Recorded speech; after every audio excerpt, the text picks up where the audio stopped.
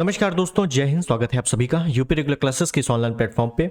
और जैसा कि आपको पता है कि जो अभ्यास सीरीज 2.0 चल रही है, जिसपे हम लोग यूपी पीएससी आरओ के लिए पूरा थ्योरी कवर कर रहे हैं और उसके साथ रिवीजन भी कर रहे हैं। ठीक है, जिनका कंप्लीट है वो रिवीजन करें, जिनका कंप्लीट नहीं है वो थ्योरी करें।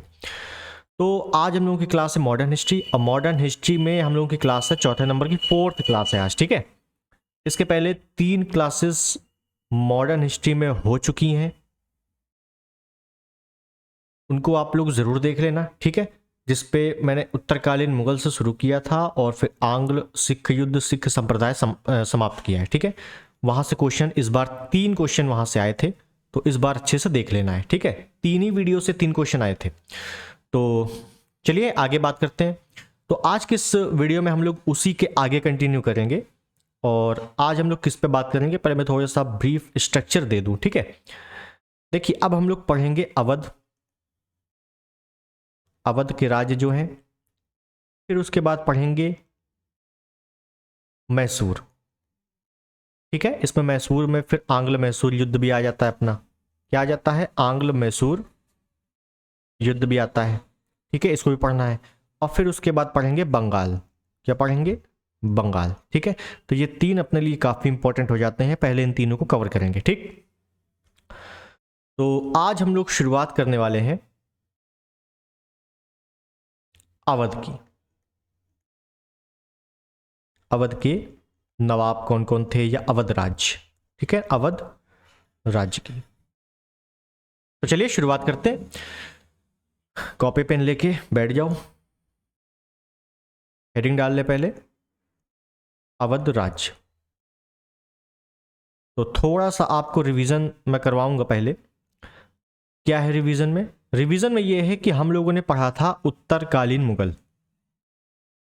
उत्तरकालीन मुगल, और उत्तरकालीन मुगल में एक शासक है जिसका नाम है मोहम्मद शाह रंगीला, या इसी को रोशन अख्तर भी कह देते हैं। क्या कहते हैं? रोशन अख्तर भी इसका नाम है। ठीक है, अब होता क्या है कि इसी मोहम्मद शाह रंगीला ने क्या किया है? सैयद बंधुओं की हत्या की थी। याद आ रहा है? सैयद बंधुओं की क्या की थी? हत्या की थी। और इसी मोहम्मद शाह रंगीला के समय में स्वतंत्र राज्यों की स्थापना हुई। स्वतंत्र राज्यों की स्थापना हुई। भाई जब मार दिया सैयद बंधुओं को तो सब छूट गए, मतलब जो भी अंडर में थे इनके, सैयद बंधुओं के या मुगलों के, वह छूट गए। उन्होंने स्वतंत्र राज्य की स्थापना की। जैसे जैसे एक तो आपका बंगाल, एक अवध, और एक हम लोग देखेंगे दक्कन, निजामुल मुल्क। दक्कन में कौन है? निजामुल मुल्क। तो यहाँ पे कौन कौन है एक बार स्ट्रक्चर देख लें। तो बंगाल के नवाब जैसे मुर्शीद कुली खां।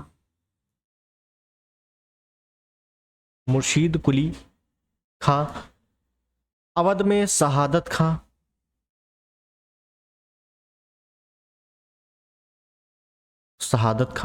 और दक्कन में निजाम उल मुल्क। चिकलिस खां भी कहा जाता है, निजाम उल मुल्क, ऐसे याद रख लो। ठीक है, तो इन्हीं तीनों को पढ़ेंगे। दक्कन में तो ज़्यादा इंपॉर्टेंट नहीं आता है कुछ भी, लेकिन इनको, बंगाल को, अवध को बहुत डिटेल में पढ़ना है। ठीक है, तो होता क्या है, उत्तरकालीन मुगल में जो मोहम्मद शाह रंगीला है उसी के काल में बंगाल हो गए, अवध हो गए, दक्कन हो गए, इनकी स्वतंत्र राज्यों की स्थापना होती है। ठीक, तो अब हम लोग सबसे पहले कवर करते हैं अवध। ठीक है, अवध कवर करेंगे। देखिए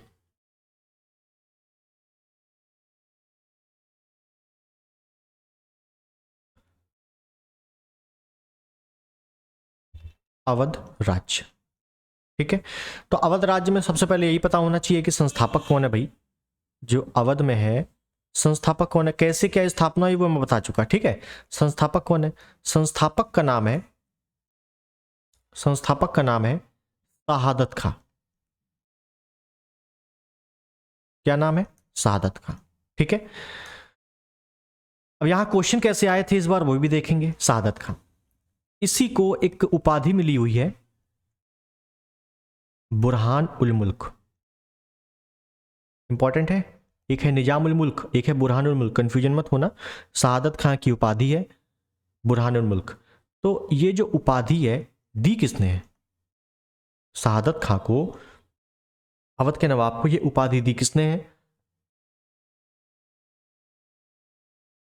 मोहम्मद शाह रंगीला के द्वारा। किसने दी है? मोहम्मद शाह रंगीला ने दी है। ठीक है, यहां तक बात समझ में आ गई क्या?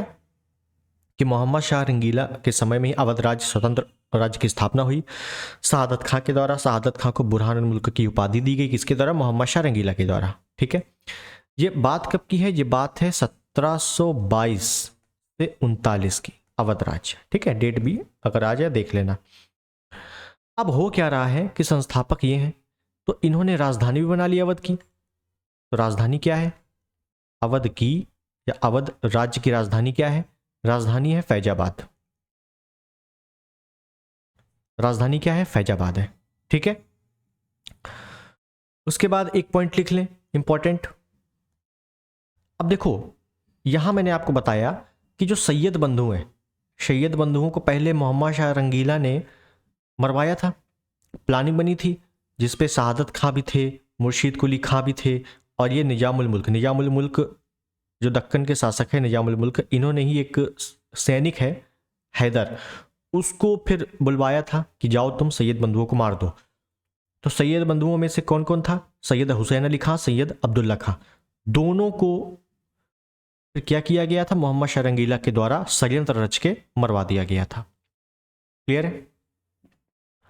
तो सैयद बंधुओं का अंत भी मोहम्मद शाह रंगीला के काल में होता है। तो यहां मैं लिख दूं कि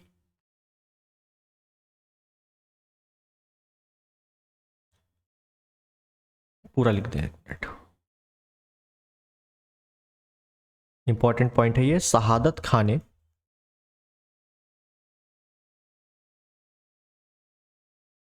सैयद बंधुओं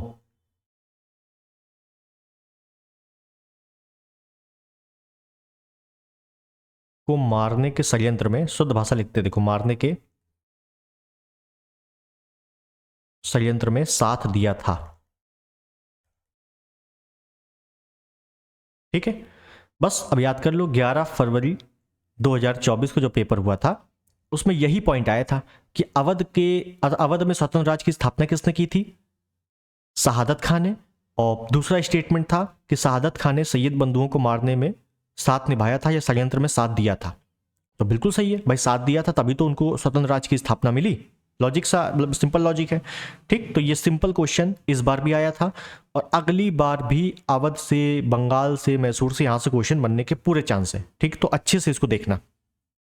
इसी वजह से मैं बहुत ही धीरे धीरे आराम आराम से बोल रहा हूं। ठीक, अगर बहुत ही ज्यादा धीरे लगे तो 2x पे कर लेना या 1.5x पे कर लेना, चीजें ठीक हो जाएंगी। अब होता क्या है, तो अब सबसे पहले हम लोग देखें कि अपने को इसमें कवर कितना करना है। देखो, अवध में बहुत ज्यादा कवर करने की जरूरत नहीं है, मेन कवर कर लो उतना इंपॉर्टेंट है। ठीक, तो अवध के नवाब कौन है? शहादत खां है। नादिर शाह भारत में आक्रमण करता है और नादिर शाह के दिल्ली बुलाने पर शहादत खां क्या करते हैं? जहर खाकर, विष खाकर आत्महत्या कर लेते हैं। ठीक है, उसके बाद जो दूसरे शासक बनते हैं, दूसरे शासक बनते हैं वो हैं सफदरजंग। क्या नाम है? सफदरजंग। 1739 से 1754 ईस्वी। ठीक, अब इनमें क्या इंपॉर्टेंट है?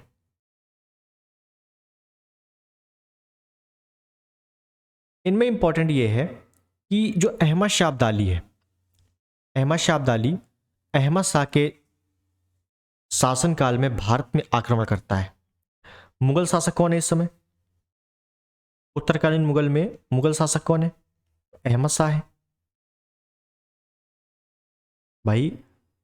मोहम्मद शाह रंगीला के बाद अहमद शाह ही तो बना था।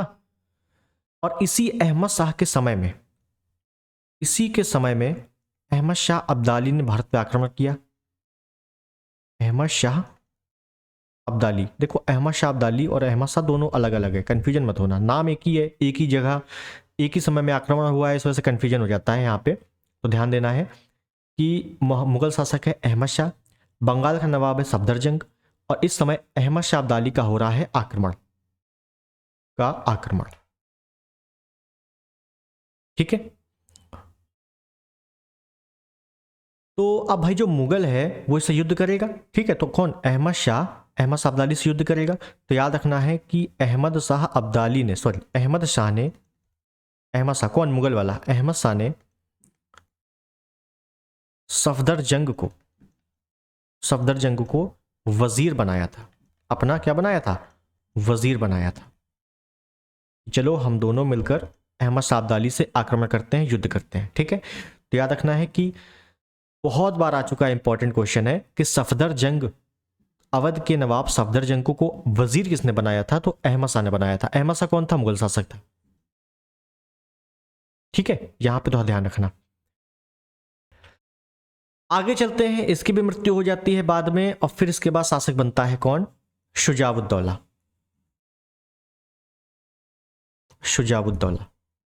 ठीक है। 1754 से लेकर 1775 तक। मिनट 75 ईस्वी। कौन? शुजाउद्दौला। अब शुजाउद्दौला से एक चीज तो आपको याद आ जाना चाहिए। क्या याद आ जाना चाहिए? और इनके डेट देखकर याद आ जाना चाहिए कि भाई एक है सिराजुद्दौला और एक है शुजाउद्दौला। बक्सर के युद्ध में शुजाउद्दौला एक्टिव थे, जो कि अवध के नवाब हैं। और जो प्लासी का युद्ध हुआ था 1757 में, उसमें कौन एक्टिव है? सिराजुद्दौला, वो बंगाल के हैं, ठीक है। तो ये दोनों को देखेंगे अच्छे से, और शुजाउद्दौला के काल में क्या क्या हुआ समझना है अच्छे से।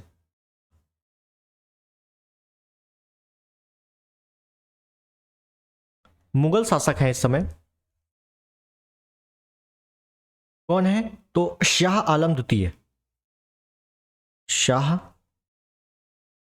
आलम द्वितीय के बाद अकबर द्वितीय, उसके बाद बहादुर शाह जफर द्वितीय। ये मैंने बता दिया था अच्छे से। होता ये है कि देखो, ये शुजाउद्दौला का कांड बड़ा है, ठीक है। तो मुगल शासक है इस समय शाह आलम द्वितीय। एक है बंगाल का नवाब। कौन? बंगाल का नवाब है मीर कासिम। क्या नाम है? मीर कासिम। मीर कासिम अपने राज्य में इन्होंने शरण दी है। मतलब मीर कासिम, बंगाल में क्या हुआ है, मीर कासिम को अंग्रेजों ने भगा दिया है। मीर कासिम को अंग्रेजों ने पदच्युत किया, पदमुक्त किया या पदच्युत किया। इसी वजह से मीर कासिम ने, एक मिनट ऐसे लिख दे, मीर कासिम ने किसके यहां शरण ली? शुजाउद्दौला के यहां। मीर कासिम को शुजाउद्दौला ने शरण दी। आप समझिए स्टोरी क्या है। स्टोरी ये है कि जो शुजाउद्दौला है, इसके काल में मुगल शासक है शाह आलम द्वितीय। अब बंगाल में जो नवाब है मीर कासिम है। मीर कासिम अंग्रेजों का है दुश्मन। ये कौन है? ये अंग्रेजों का दुश्मन है। क्यों? क्योंकि अंग्रेजों की बात नहीं मान रहा है, अंग्रेजों का गुलाम टाइप का नहीं है ये, ठीक है, चाटुकार नहीं है। तो अंग्रेजों ने इसको भगा दिया। किसको? मीर कासिम को, कि हटो तुम, भाग जाओ यहाँ से। और इसकी हत्या के पीछे पड़े कि इसको मार ही डालना ज़्यादा इंपॉर्टेंट है। किसको? मीर कासिम को। ये भाग के आ गया शुजाउद्दौला के पास कि भाई शुजाउद्दौला, तुम ही हमको शरण दोगे। तो शुजाउद्दौला ने शरण दी, कोई दिक्कत नहीं है। मीर कासिम ने कहा कि बंगाल में काफ़ी लफड़ा चल रहा है और ये अंग्रेज बढ़ते जा रहे हैं, अब होना चाहिए कुछ फैसला। तो क्या हुआ? तो फैसला क्या हुआ? तो फैसला वही तो हुआ कि बक्सर का युद्ध हुआ। क्या हुआ? बक्सर का युद्ध। कब? 1764 में बक्सर का युद्ध। और इस बक्सर के युद्ध में मुगल भी आए, अवध भी आए, और मीर कासिम भी आया। कौन आया? मीर कासिम, जो भगा दिया गया था अंग्रेजों के द्वारा। मीर कासिम वापस आया। अब मुगल कौन है? मुगल है शाह आलम द्वितीय। शाह आलम द्वितीय। और इस समय अवध का नवाब कौन है? शुजाउद्दौला। तो भैया आए, कोई दिक्कत नहीं है। और अंग्रेजों के साथ युद्ध हुआ। और आपको पता है कि बक्सर का युद्ध एक निर्णायक युद्ध था। अंग्रेज बहुत अच्छी तरीके जीते थे और ये सभी हार गए थे, आपको पता है। तो कुल मिला के अगर देखा जाए, बक्सर के युद्ध में शुजाउद्दौला बेमतलब का हारा, क्योंकि उसका कोई लेना देना बंगाल से था नहीं। मीर कासिम की वजह से वो हार गया था। ठीक है, बक्सर का युद्ध, प्लासी का युद्ध हम लोग डिटेल्ड में बंगाल में पढ़ेंगे। क्या है कि ये एक दूसरे से कनेक्टेड चैप्टर है, इस वजह से थोड़ा ध्यान रखना आपको। ठीक है, अब होता ये है कि शाह आलम द्वितीय, शुजाउद्दौला, मीर कासिम सभी हार जाते हैं, अंग्रेज जीत जाते हैं। तो फिर क्या होता है, फिर इसके बाद क्या होता है, बक्सर के युद्ध के बाद इलाहाबाद की संधि होती है। इलाहाबाद की संधि होती है कब, 1765 में, अगले साल इलाहाबाद की संधि होती है लॉर्ड क्लाइव के मध्य।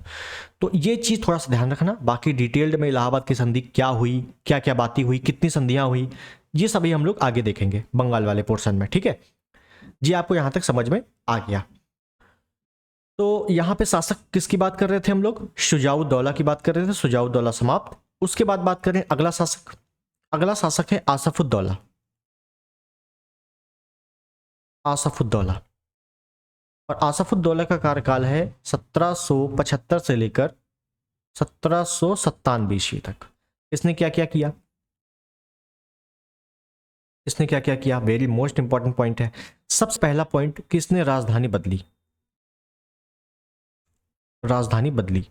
शहादत खां जो कि संस्थापक हैं, उन्होंने राजधानी क्या रखी थी, उन्होंने रखी थी फैजाबाद, जो कि संस्थापक थे। इन्होंने राजधानी क्या की, फैजाबाद से, फैजाबाद से अब कर दी है लखनऊ। क्या कर दी, लखनऊ।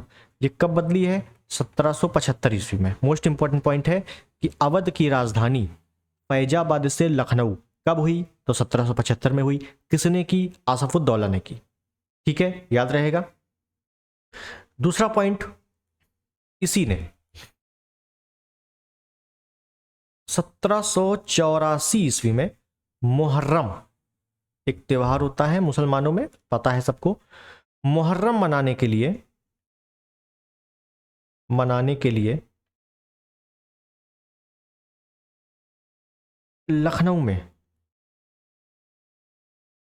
इमामबाड़ा, इमामबाड़ा घूमने जाते हो आप लोग लखनऊ में, तो लखनऊ में इमामबाड़ा का निर्माण करवाया, का निर्माण करवाया।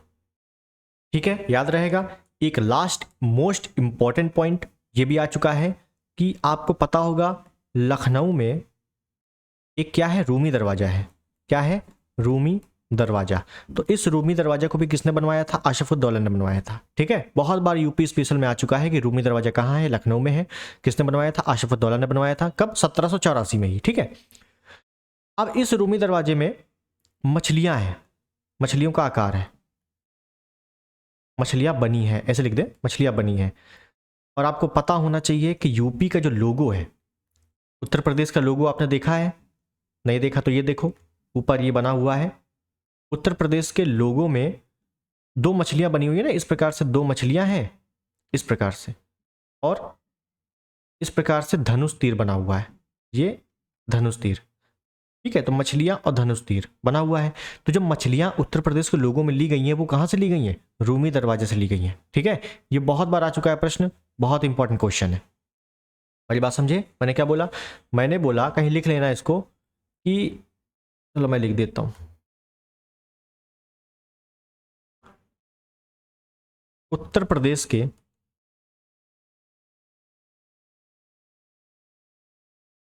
चिन्ह में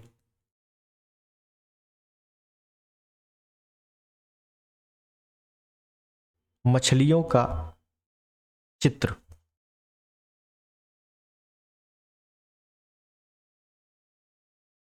रूमी दरवाजे से लिया गया है, ऐसे लिख लो, लिया गया है, याद रहेगा। ठीक है, तो याद रखना यूपी में जो यूपी का लोगो है, तो उसमें मछलियां बनी हुई है, वो कहाँ से ली गई हैं, रूमी दरवाजे से ली गई हैं। ठीक, याद रहना चाहिए, इंपॉर्टेंट है। अब इसके बाद, इसके बाद देखो कौन कौन इंपॉर्टेंट है, सफदरगंज हो गया, शुजाउद्दौला हो गए, ठीक है, और आशफुद्दौला हो गए। आसफुद्दौला के बाद कुछ शासक आते हैं, एक दो शासक आते हैं, लेकिन वो इंपॉर्टेंट नहीं है। मैं पहले बता दूं, कुछ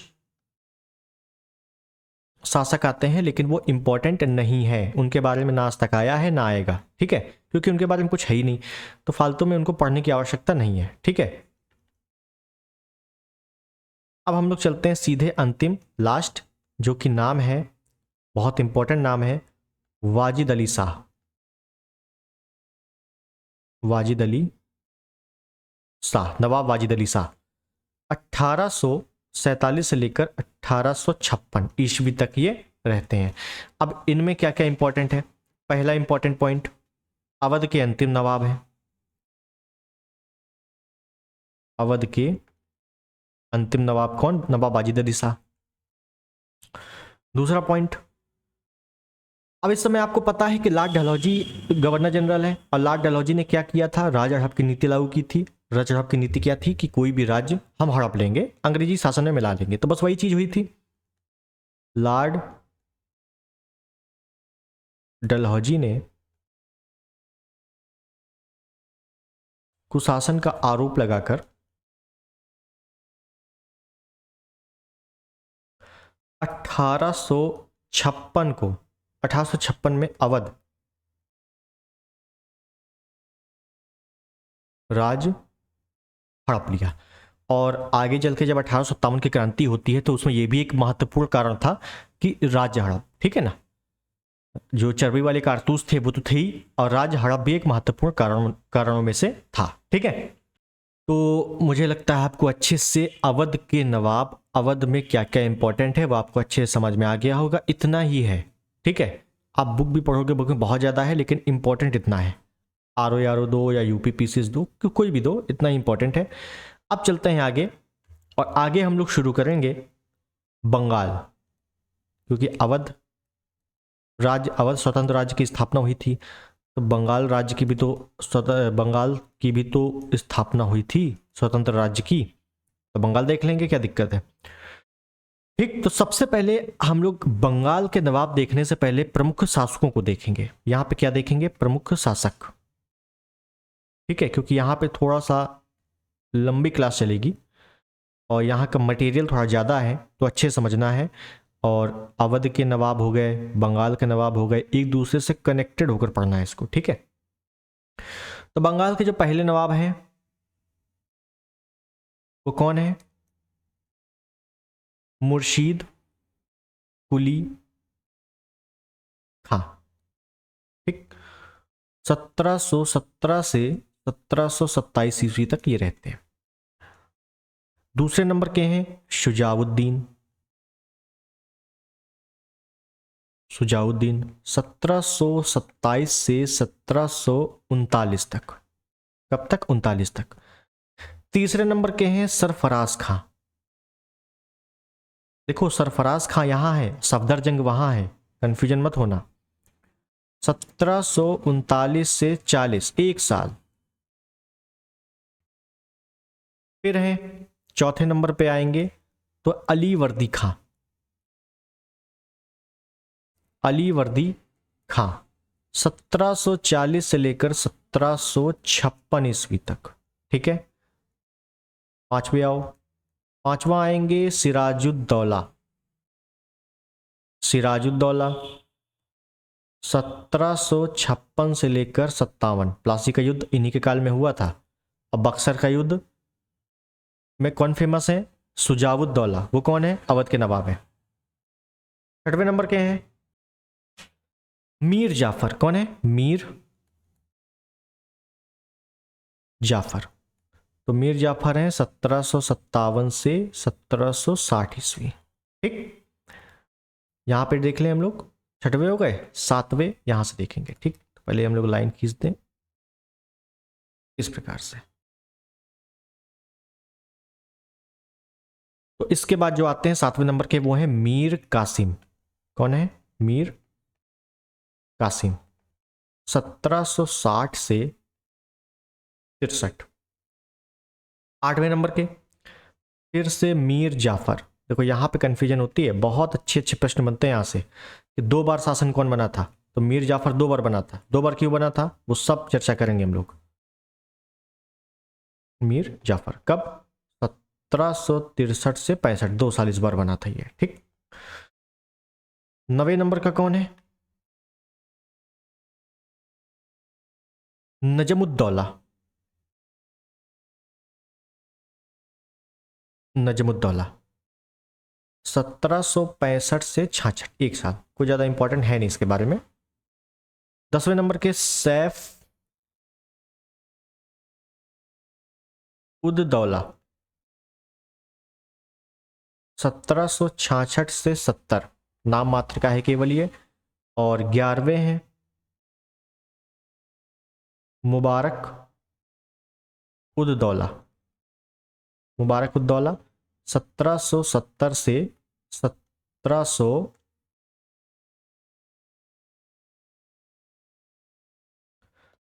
1770 से 1775, 75 ईस्वी। और आपको पता होना चाहिए कि जो नजमुद्दौला थे, मीर जाफर मेन था। ठीक है, बक्सर का युद्ध यहीं पर समाप्त हो गया था। बक्सर के युद्ध में अंग्रेज जीत गए थे और अंग्रेज जीतकर बंगाल में द्वैत शासन लगा दिया था 1765 में। ठीक, ये दिया है 1765 में इन्होंने द्वैत शासन लगा दिया था, जो कि 72 तक था। ठीक, तो होता यह है कि नजमुद्दौला, सैफुद्दौला, मुबारकुद्दौला ये केवल नाम मात्र के हैं। ठीक है, इनमें ज़्यादा इंपॉर्टेंट है नहीं। तो खैर हम लोग पढ़ेंगे अच्छे से। तो ये बंगाल के नवाब हैं और इनको बहुत अच्छे से आपको रटना है कि किस शासक के बाद कौन आएंगे। जैसे हम लोगों ने उत्तरकालीन मुगल में मैंने शासक बताया था आपको कि शासक का क्रम याद रखो। अवध में मैंने शासक, वहाँ अवध में तो थे नहीं ज़्यादा, ठीक है ना, मुश्किल से 5-6 शासक थे, इस वजह से वो लाइन वाइज करवा दिया। यहाँ पे भी आपको शासन के बारे में थोड़ा सा ध्यान रखना है कि मुर्शीद कुली खां के बाद कौन है, अलीवर्दी खां के बाद कौन है। जैसे मुर्शीद कुली खां मोस्ट इंपॉर्टेंट, अलीवर्दी खां, सिराजुद्दौला, मीर जाफर, मीर कासिम, फिर मीर जाफर। यहाँ से तो क्वेश्चन बहुत बनते हैं, बहुत ज़्यादा। ठीक है, तो इनके बारे में थोड़ा सा अच्छे से आपको अच्छे से रटना है क्रम। और फिर जो डिटेल है उसको देखते हैं हम लोग क्या है। तो अब एक एक शासक के बारे में कैसे क्या चीज़ें हुई देखते हैं। तो सबसे पहले तो हम लोग देखें कि जो बंगाल है, बंगाल राज के बारे में थोड़ी सी चीज़ें पहले देख लें क्या इंपॉर्टेंट है। तो पहली चीज़ तो याद रखना है कि मुगल काल में भारत का सबसे ज़्यादा संपन्न राज्य था ये। और जब आपने अगर पढ़ा हो 1905 में जो बंग भंग हुआ था, बंगाल विभाजन हुआ था, वो भी विभाजन क्यों हुआ था? क्योंकि यहाँ हिंदू मुस्लिम सब थे। अब व्यापार बहुत ज़्यादा बढ़ रहा था, जो देसी व्यापार था वो भी बढ़ रहा था। तो अंग्रेजों को लगा कि इसको अगर तोड़ देंगे तो जो क्रांतिकारी आंदोलन हो रहे हैं उसको दबाया जा सकता है। ठीक, तो हालांकि वो मॉडर्न हिस्ट्री का पार्ट है, देखेंगे अच्छे से। तो यहाँ पे हम देखें भारत का सर्वाधिक संपन्न राज्य कौन सा था मुगल काल में? किसमें? मुगल काल में। तो ये बंगाल ही था। और बंगाल में अंग्रेजों की जो पहली फैक्ट्री थी, अंग्रेजों की पहली फैक्ट्री कब लगी थी? 1651 ईस्वी में लगी थी, शाह सुजा की अनुमति लेकर।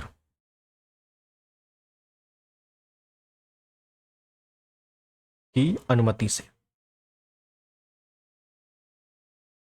ठीक, उसके बाद एक इंपॉर्टेंट पॉइंट ये भी है कि आपने अगर उत्तरकालीन मुगल बहुत अच्छे से पढ़ा है तो जो मुगल शासक है फर्रुखशियर, फर्रुखशियर, इसने क्या किया था? 1717 ईस्वी में शाही फरमान जारी किया था, शाही फरमान। और इसी शाही फरमान में क्या था? अंग्रेजों को व्यापार में रियायत दी थी और इसी शाही फरमान में बंगाल मार्ग मुफ्त कर दिया था कि चलो यहां फ्री करो तुम लोग, कोई दिक्कत नहीं है। तो हालांकि ये सब हम लोग पढ़ चुके हैं। तो मेन दिक्कत ये थी, अंग्रेज यहां पर बढ़ रहे थे क्योंकि इनको देखो फैक्ट्री लग गई थी इनकी, शाही फरमान जारी हो गया था तो व्यापार में काफ़ी सुविधा मिल गई थी। बंगाल मार्ग जो था वो फ्री कर दिया गया था और सर्वाधिक संपन्न राज्य था ही, तो बिजनेस भी अच्छा था। सूरत और बंगाल ये दोनों थे अंग्रेजों के सबसे पावरफुल सोर्स थे बिजनेस के। ठीक है, खैर आगे देखें। एक पॉइंट यहीं पर देख लें कि जो मुर्शीद कुली खां है, औरंगजेब ने क्या किया था? मुर्शीद कुली खां को बंगाल का दीवान बनाया था, याद रखना।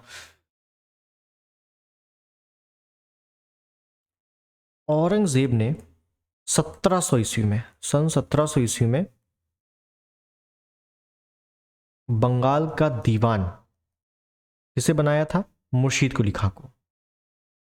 मुर्शीद कुली खां को। तो मुर्शीद कुली खां को बंगाल का दीवान किसने बनाया? औरंगजेब ने। मुर्शीद कुली खां को बंगाल का सूबेदार किसने बनाया? फर्रुखशियर ने। ठीक, उसके बाद क्या होता है? ये तो हो गया। उसके बाद क्या होता है? उसके बाद ये होता है कि अब आते हैं मुर्शीद कुली खां, पहले शासक। मुर्शीद कुली खां। अब डेट वगैरह मैं नहीं लिख रहा हूं, वो सब हम लोग लिख चुके हैं। ठीक है, अब मुर्शीद कुली खां के शासनकाल में क्या क्या होता है? तो सबसे पहले याद रखना है कि मुर्शीद कुली खां को दीवान तो बना दिया पहले, लेकिन फर्रुखशियर ने 1717 में इनको सूबेदार बनाया। तो अंग्रेजों के संरक्षण में या अंग्रेजों द्वारा बनाया गया बंगाल का पहला या अंतिम नवाब कौन था, या बंगाल का पहला अंतिम सूबेदार कौन था? तो मुर्शीद कुली खां ही थे। ठीक है, ऐसे लिख दें, फर्रुखशियर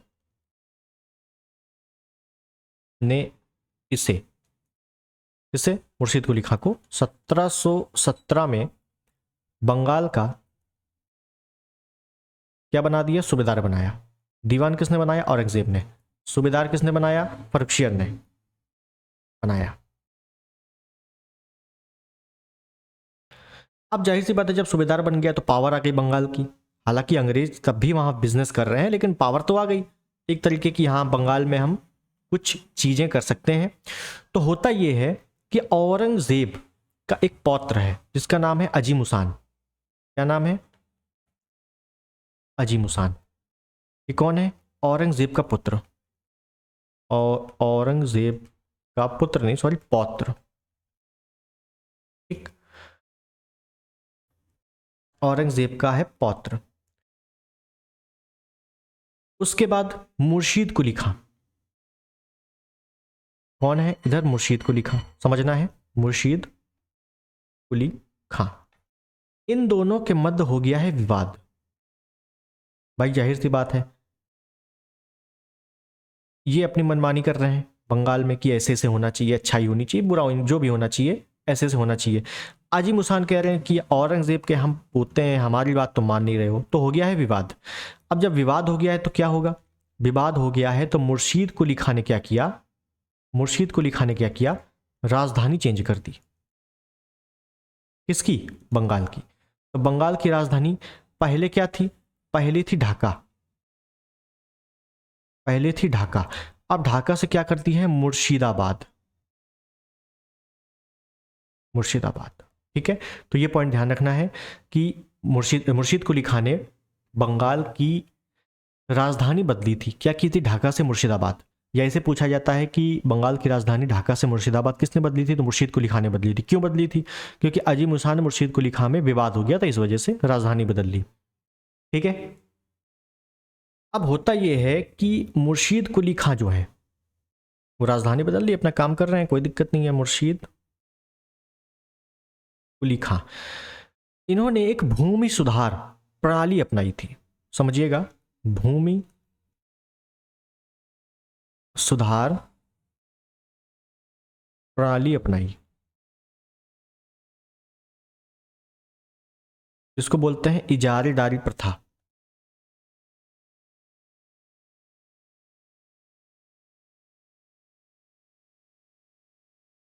इजारेदारी प्रथा किसने अपनाई थी? मुर्शीद कुली खां ने।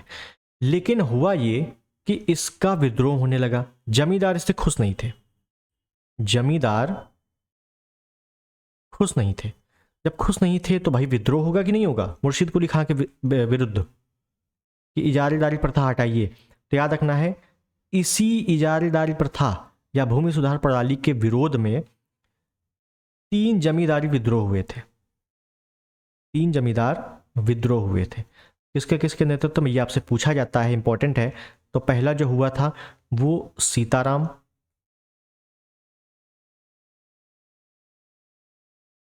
उदय नारायण। सीताराम उदय नारायण। सीताराम उदय नारायण के नेतृत्व में पहला जमींदारी विद्रोह हुआ। दूसरा हुआ सुजात खां के नेतृत्व में। और तीसरा हुआ नजात खां, नजात खां के नेतृत्व में। ठीक है, तो ये 3 जमींदारी विद्रोह मुर्शीद कुली खां के काल में हुए थे। क्यों हुए थे? क्योंकि भूमि सुधार प्रणाली अपनाई थी, जारीदारी प्रथा थी, जिससे जमींदार खुश नहीं थे, तो विद्रोह तो होगा ही होगा भाई। नॉर्मलाइजेशन प्रणाली लागू की गई तो विद्रोह हुआ कि नहीं हुआ? बस वैसे ही है, ठीक, याद रखना। तो ये 3 विद्रोह हुए थे जमींदारी विद्रोह मुर्शीद कुली खां के काल में। ठीक है, अब आगे चलते हैं। तो मुर्शीद कुली खां के बाद देखो, मुर्शीद कुली खां में इतना इंपॉर्टेंट है, ठीक, मेन है राजधानी बदली, ये आपसे कई बार आ चुका है, पीसीएस में, आरओ में कई बार आ चुका है। ठीक है, इसको नोट कर लेना है। और ये वाला जो विद्रोह हुआ है JRO ARO के लिए तो रामबाण है, बहुत इंपॉर्टेंट है। ठीक, अब इसके बाद जो शासक बनते हैं, अगले शासक बनते हैं, उनका नाम है सुजाउद्दीन।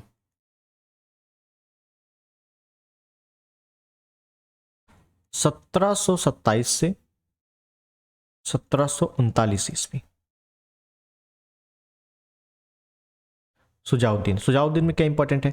इंपॉर्टेंट ये है, पहली बात तो ये मुर्शीद कुली खां का दामाद है, कुली खां का दामाद है। ठीक है, इसने बहुत ज्यादा कुछ किया नहीं है। इसने क्या किया है कि अलीवर्दी खां को बुलाया और बिहार के सूबेदार बना दिया। अलीवर्दी खां को इसने क्या किया? बिहार का सूबेदार बनाया, बिहार का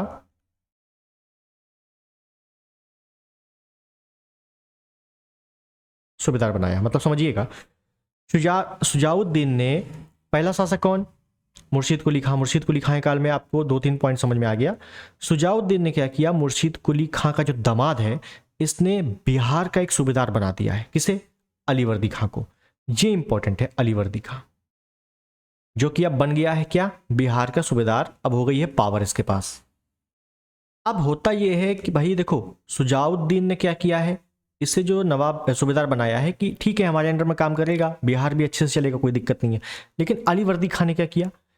इस सुजाउद्दीन के बाद इसका पुत्र था जिसका नाम है सरफराज खां। सरफराज खां, और ये सरफराज खां अयोग्य शासक था। अयोग्य मतलब ज्यादा इसमें ध्यान नहीं था कैसे क्या शासन करना है, बस गद्दी संभालनी थी। अलीवर्दी खां ने देखा कि यार अगर हम इसको हटा दें, जो कि बहुत कमजोर भी है, अयोग्य भी है, तुरंत हट जाएगा और हम शासक बन जाएं। वही किया। अलीवर्दी खां ने क्या किया कि हाजी अहमद जगत सेठ को बुलाया और 1740 में एक युद्ध हुआ जिसको बोला जाता है गिरिया का युद्ध। क्या बोलते हैं? गिरिया का युद्ध। इस युद्ध में अलीवर्दी खां ने सरफराज खां को क्या कर दिया? पराजित कर दिया और मार दिया। जब मार दिया, सुजाउद्दीन का लड़का सरफराज खां, जिसको शासक बनना था, मार दिया। शासक कौन बनेगा? अलीवर्दी खां बनेंगे, जाहिर सी बात है। तो अब अलीवर्दी खां शासक बनते हैं और बंगाल, बिहार, उड़ीसा तीनों का नवाब बन जाते हैं। भाई बंगाल में ये हैं, इन्हों बिहार मिल ही चुका है इनको पहले से ही। बंगाल में सरफराज खां बने थे लेकिन इनको मार दिया है। तो बंगाल, बिहार और उड़ीसा ये अब तीनों के नवाब बन गए हैं। ठीक है, तो अब इनका संघर्ष होगा किसके? मराठों के साथ भी होगा, अंग्रेजों के साथ भी होगा। ठीक, तो वो आप थोड़ा देखेंगे, तो इसको थोड़ा सा अच्छे से लिख लें। सुजाउद्दीन के बाद सरफराज खां, सरफराज खां ये अयोग्य शासक है। जब अयोग्य शासक हैं तो अलीवर्दी खां की बत्ती जली। अलीवर्दी खां हो गए और इन्होंने अपने साथी हाजी अहमद और जगत सेठ, ये नाम याद रखना है, हाजी अहमद, जगत सेठ, अलीवर्दी खां, ये तीनों आए और सरफराज खां और इनके मध्य हुआ क्या? युद्ध। कौन सा युद्ध? गिरिया का युद्ध। ठीक है, गिरिया का युद्ध कब होता है? 1740 में। जाहिर सी बात है अयोग्य है तो इसकी क्या हो जाएगी? मृत्यु हो जाएगी। और अब नवाब कौन बनेगा? इस युद्ध के बाद बंगाल,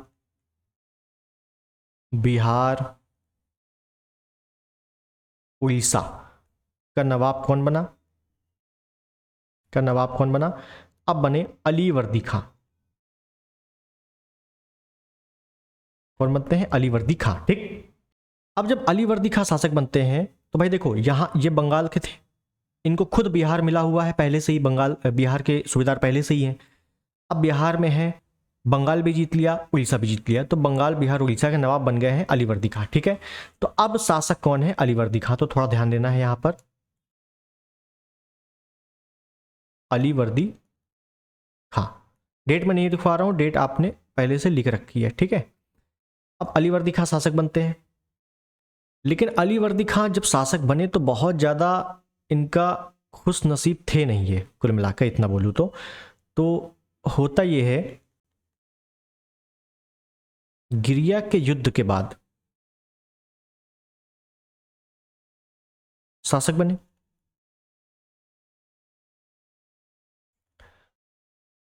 इनका लगातार मराठों के साथ संघर्ष चलता रहा। मराठों के साथ, किसके साथ? मराठों के साथ संघर्ष चला। अब दिक्कत यह है, अलीवर्दी खां भले बंगाल बिहार उड़ीसा के शासक बन गए हों, नवाब बन गए हों, लेकिन मराठा तो अलग ही क्रेज में थे, जिसको भी चाहते थे उड़ा देते थे। समझो, पावरफुल, बहुत ज़्यादा पावरफुल। ठीक है, मराठा। तो हुआ ये, इनको मजबूरी में मराठों के साथ संधि करनी पड़ी। मराठों के साथ क्या करनी पड़ी? संधि करनी पड़ी। और संधि में इन्होंने क्या बोला कि 12 लाख रुपए वार्षिक एक कर, और उड़ीसा का सूबा, उड़ीसा का सूबा, ये किसको दिया? मराठों को दिया। मराठों के साथ क्या हुआ? सूबा मराठों को दिया, ऐसे लिख लो, मराठों को दिया। तो मेरी बात समझ गए कि सरफराज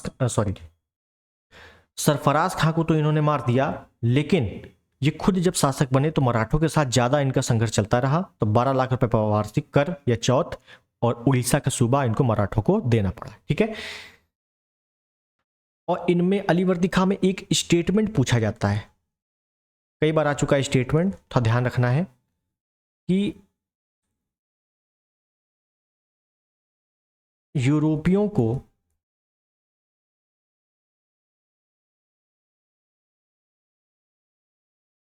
मधुमक्खियों के छत्ते के समान है।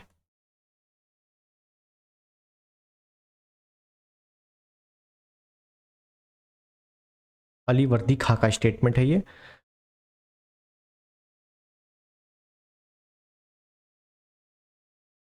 यूरोपीय मधुमक्खियों के छत्ते के समान है। ठीक है, ये स्टेटमेंट किसका है? अलीवर्दी खां का है। तो ये स्टेटमेंट भी आपको याद रखना है। ठीक, अलीवर्दी खां हो गए। इसके बाद शासक बनते हैं सिराजुद्दौला।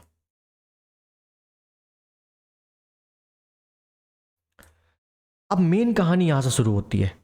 ठीक है, अभी तक जो मुर्शीद को लिखा था, मेरी बात समझो यहां पे, यहां से बंगाल का राज्य जो चल रहा था, कैसे कैसे अंग्रेजों को यहाँ पर फैक्ट्री लगाने की अनुमति मिली, या जो शाही फरमान मिला उससे कितना लाभ हुआ।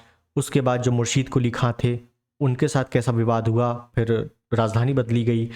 फिर मुर्शीद कुली खां के बाद शुजाउद्दीन थे, शुजाउद्दीन ने अलीवर्दी खां को बिहार का सूबेदार बना दिया। यही इनकी गलती थी कि शुजाउद्दीन के पुत्र सरफराज खां को, जो अयोग्य थे, अलीवर्दी खां ने घेर कर मारा गिरिया के युद्ध में, और खुद फिर बंगाल बिहार उड़ीसा के नवाब बन गए। अब जब नवाब बन गए तो मराठों ने इनके साथ संघर्ष किया, तो मराठों को देना पड़ा। और फिर इनका अंग्रेजों के लिए एक स्टेटमेंट आता है कि यूरोपीय जो है मधुमक्खियों के छत्ते के समान है। किसका है? अलीवर्दी खां का है। इसके बाद जो शासक बनते हैं वो है सिराजुद्दौला। इनका भी अंदर ही अंदर संघर्ष चलता रहा है। क्या चलता रहा है? संघर्ष चलता रहा है, आंतरिक संघर्ष। कैसा था? आंतरिक संघर्ष। ठीक है, देखेंगे अभी कौन कौन सा संघर्ष था। और फिर उसके बाद जैसे घसीटी बेगम थे, शौकत जंग थे, अंग्रेज थे, इनके साथ संघर्ष चलता रहा। अंग्रेजों के साथ कैसे संघर्ष की शुरुआत हुई, फिर इन्होंने अंग्रेजों को सबक सिखाने के लिए काल कोठरी की घटना हुई। फिर इसके बाद प्लासी का युद्ध हुआ। प्लासी के युद्ध में कैसे क्या क्या हुआ, फिर प्लासी के युद्ध के बाद कौन सी संधि हुई, अलीनगर की संधि क्या थी, प्लासी का युद्ध क्यों हुआ, अब प्लासी में ही क्यों हुआ, ये भी इंपॉर्टेंट है ना। प्लासी का युद्ध क्यों हुआ, प्लासी में ही क्यों हुआ, और जो अलीनगर की संधि हुई थी उसमें क्या क्या हुआ था, क्योंकि प्लासी के युद्ध के पहले एक संधि हुई थी, उस संधि में कहा गया था हम युद्ध नहीं करेंगे, तो फिर क्यों युद्ध हो गया। ठीक है, तो ये सब चर्चा करेंगे अब हम लोग अगले टर्न पे। ठीक है, यहाँ तक इसको स्टॉप करेंगे और अगली जो क्लास होगी वो सिराजुद्दौला से शुरू करेंगे और बंगाल को पूरा समाप्त करेंगे। क्लियर है? मुझे लगता है यहाँ तक आपको चीज़ें समझ में आ गई होंगी। और देखिए इंपॉर्टेंट है ये, ठीक है। अभी हम लोग बंगाल समाप्त करेंगे, पहले मैं लास्ट की स्ट्रेटेजी बता दूं। बंगाल समाप्त करेंगे, फिर उसके बाद मैसूर समाप्त करेंगे, आंग्ल मैसूर युद्ध वगैरह। बस यूरोपीय आगमन मराठा अभी हम लोग नहीं करेंगे क्योंकि वहां से ज़्यादा प्रश्न आते नहीं है, वो हम लोग लास्ट में करेंगे। उसके बाद हम लोग कूद जाएंगे किसमें, सामाजिक विद्रोह में। सामाजिक क्रांति जो थी ना, राजा राममोहन राय, दयानंद सरस्वती, वहां से प्रश्न आते हैं, उसको करेंगे। फिर भारतीय शिक्षा करेंगे, फिर भारतीय प्रेस करेंगे, फिर जनजातीय आंदोलन करेंगे, तब जाके फिर आपका राष्ट्रीय आंदोलन शुरू होगा, जो कि बहुत इंपॉर्टेंट है क्योंकि यहीं से आपके 11 से 12 प्रश्न बनेंगे। ठीक है, तो चीज़ों को अच्छे से देखो, अपना रिवीजन करते रहो और हिंदी पढ़ते रहो। मेन इंपॉर्टेंट हिंदी है। आरओ में आप क्वालिफाई तभी करोगे जब आपका हिंदी स्ट्रांग होगा। जीएस चाहे जितना पढ़ लो, ठीक है, तो हिंदी को पहले प्रेफरेंस दीजिए, उसके बाद फिर जीएस आराम से पढ़िए। ठीक, तो मिलते हैं अगली वीडियो में। कोई भी सजेशन हो कमेंट बॉक्स में बता देना। तब तक के लिए नमस्कार, जय हिंद, वंदे मातरम।